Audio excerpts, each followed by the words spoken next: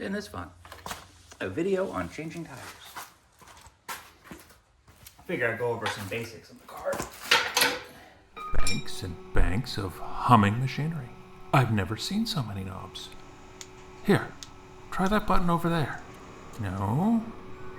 Check that button over there.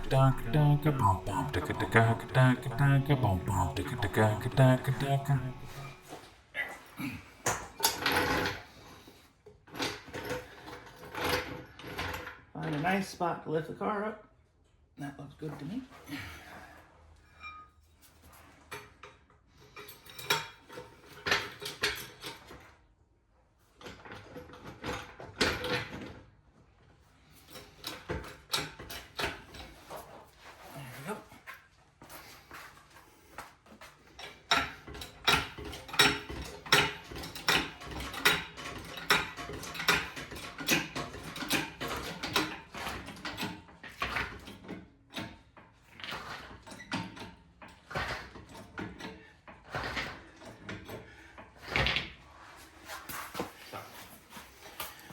First thing I check when I'm doing my snow tire to summer tire switchovers is just grab the tire in here and pull. And see if there's any looseness. Do here, see if there's any looseness. That's to check your ball joints and your tie rods, steering, all that stuff. That sort of thing, you just want it tight. And that's tight, so my ball joints and tie rods and stuff are all good on this. So let's get this wheel off.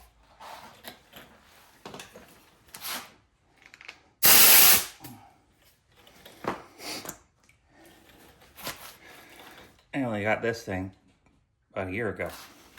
It's been so helpful in getting my wheels off.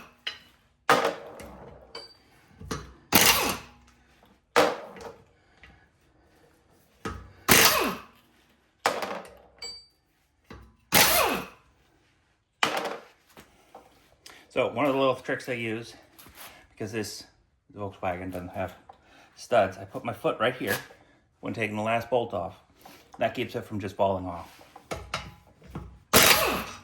See? Normally, it would fall off, so that's helpful. I'll show you how I have them stored here. These are for my wife's car, this is for mine. But I've written on them, so when I take them off, front, rear, rear, front, and I always start on the driver's side. So, driver's side front, driver's side rear, passenger side rear, driver's side front. So I know when I'm putting them on to go reverse. All right, I have to get your handheld in here just to get in nice and close. The first thing we want to do is we want to check our rotors. They look good. Well, it's not really pitted, too badly pitted or anything. There's not a big lip here, lip here. So they're in good shape. And then you want to come around here. You can check your brake pad. Brake pads. So that's your, you can check your rear pad. And you check your front pad, and there is a lot of meat left on those, so. Oh, of course. Okay, now that the compressor stopped, the other thing we want to check is, I know we checked with the tire to see if anything was loose, but we want to check the boots. So we're checking the boots on all of this. For any cracks, grease leaking, anything like that, that would indicate a failure coming soon. Look up in here, make sure all this looks good. We want to check our shock. It's not pretty, but it's not leaking. So that's a good thing. And then we're on the other side. The light's better over here. Yep. Looking good there. And then we look at our CV boot. See any cracks there? Check our inner CV boot. No leaks there. Check the steering boot, and it's still in place. So This front end is good. And amazingly, the control arms, upper, lower control arms, all this suspension is actually original on this car. It hasn't been replaced, and that's highly unusual for one of these, but it was well taken care of, and we're still just barely over 100,000 miles. So before I get the tire on, take a really nasty rag. These actually do get washed. I reuse them, but clean off this surface a little bit. And I do put, you'll see. Clean this off. Have this really nasty piece of old sandpaper. It really doesn't do a whole lot, but it's enough to kind of clean up the surface a little bit, get some of that rust off. Smooth it out. Make it smooth. The hub. Make sure no rust has made it bigger than it should. You know, just give it a little once over. Wipe it down again.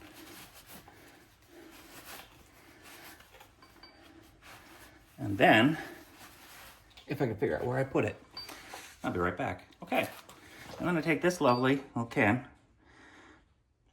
It is not Mercedes-Benz sunroof grease, but it is high temp wheel bearing grease that I bought in Arizona in, I want to say 1998, 99, somewhere around there. Yeah, it's old, but I still have plenty left, so why not keep using it? So what I do is a bit on my finger, and I just light coat, very light coat. I just want to skim coat on here.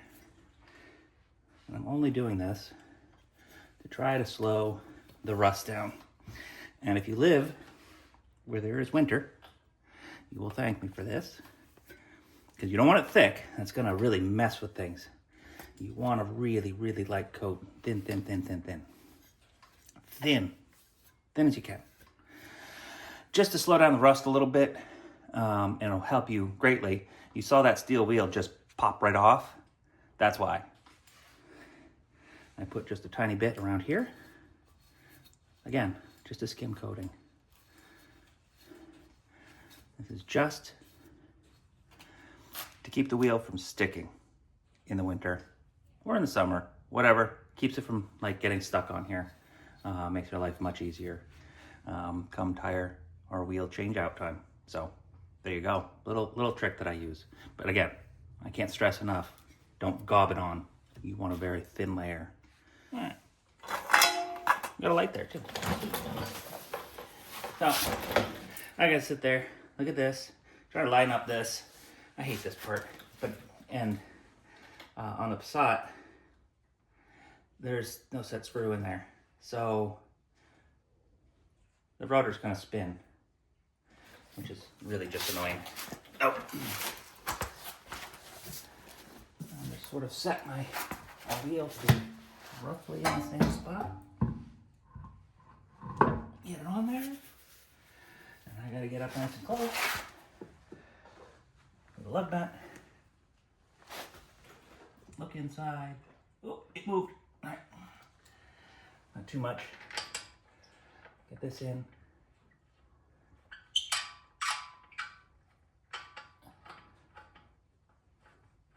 All right. That's in. I got the other ones in by hand.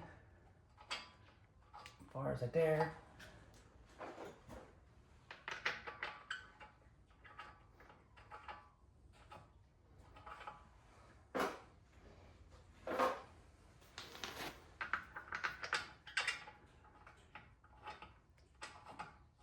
Isn't this fun?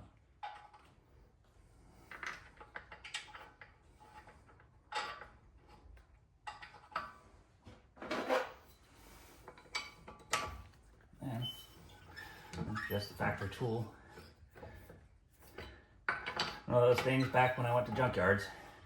Grabbed one out of a junk vehicle so I have a spare just to use. These honestly are the best lug nuts to use for this stuff. Laurent wrench. I really like them.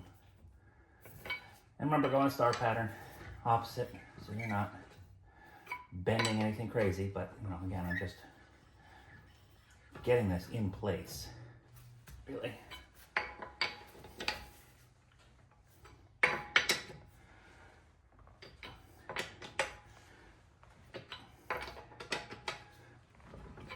I'll tighten this up in a moment. I just want it tight enough. I can put the car back on the ground.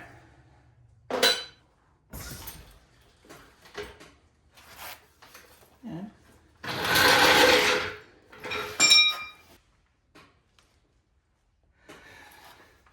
what am I supposed to do? Click?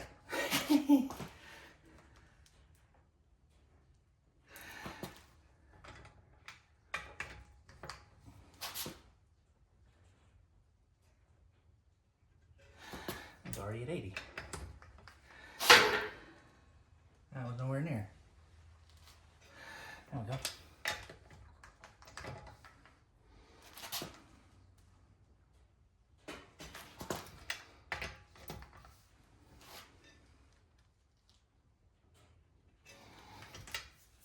There you have it. The wheel is on. Now to the rear. In case you're wondering, yeah, I do chalk the wheels. I just forgot to mention that when I was doing the front. But also the parking brake's on and it's in gear. So, but figured I'd show you. I do that. Oops. Helps if you actually close that. Now, I'm not gonna go very far.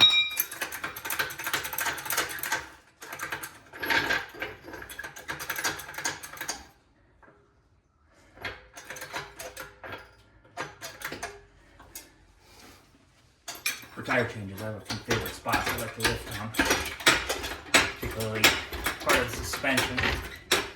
Nice and tough.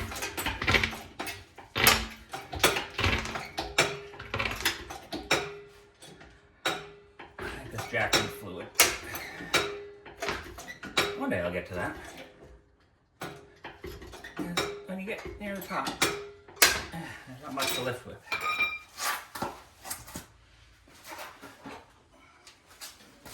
Bring my little wheelie cart over. Impact wrench over. And the best bit of money I spent years and years doing this by hand.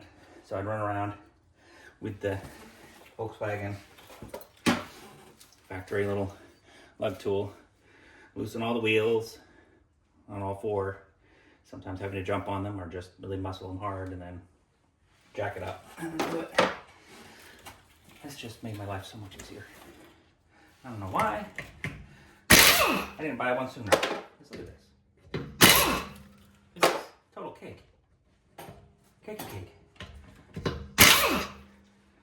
Cake of the cake cakes. Mayor of cake cake. And again, flip. Let's see how well this wheel comes off. The rears tend to get more stuck. That's stuck. But not that stuck. Again, remember, a little bit of grease. Now I gotta go put this tire away. Keep them in order. Okay, welcome to Shaky Vision. So this caliper should look good. Let's see if we can get a view of the brake pad in there. Not the best view, but can't see that at all. Let's move the light. Plenty of pad left. This rotor should look good. That caliper should also look very good. It's only been on there for about 6 months. I did that not too long ago. But have a look. Another thing to look at is brake lines. A little dirty. That's crazy how that looks. Check your... My e-brake cable works really well. These calipers work great. Pads look good. Rotors, obviously. There is a little bit of a lip there. So those pads are digging into these rotors a bit more than the front. Amazing. The fronts are older. But again, shock, not leaking. Everything's looking good up there. Spring looks good. Trailing arm looks good. A little rusty, but you know, it is Maine. What's crazy is what this brake line looks like. That is already crusty. I replaced that brake line last year along with everything else. And yeah, typical Maine crusty. Brake hose looks good. No leaks. We like that. But yeah.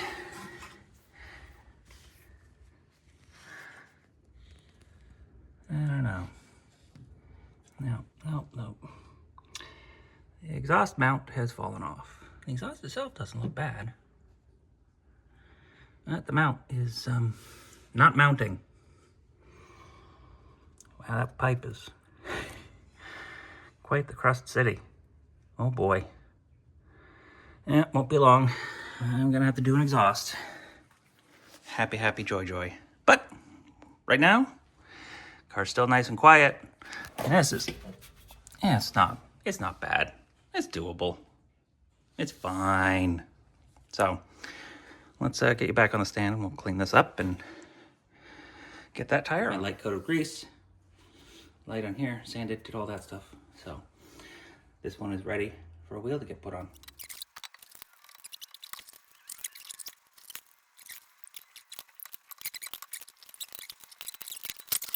Figured I'd share the passenger side. Yeah, this has got a little bit of a tear there. And this shock tube is looking a little bit worse, but brake line looks nicer. Crazy. But figured I'd share. There's another item that I'll have to keep an eye out for. It's not leaking, but doesn't look good. So, you know, I'm gonna start being ready to replace my rear shocks. Another thing I thought I'd show you guys, you can see this is the brake pad warning wiring here that's looped over. I did that because the shop that actually did the front brakes didn't properly secure the wire for that. And so it was rubbing right there on the axle and wore through and started setting off brake pad warning. So this side doesn't have its brake pad warning stuff hooked up. You can see what's left of the wire down there. But yeah, it was rubbing right in there and wore through. So if you get brake pads that don't have a brake pad warning in them, or the rest of the wiring is somehow broken, you just loop the wire and that takes care of it. No more brake pad warning light. Well, this is fun. I don't know if this is going to make the video, but put some air in the tires. The gauge on this is not right. Let's see.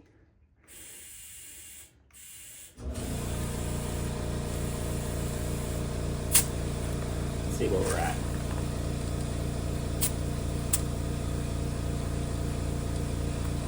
That works.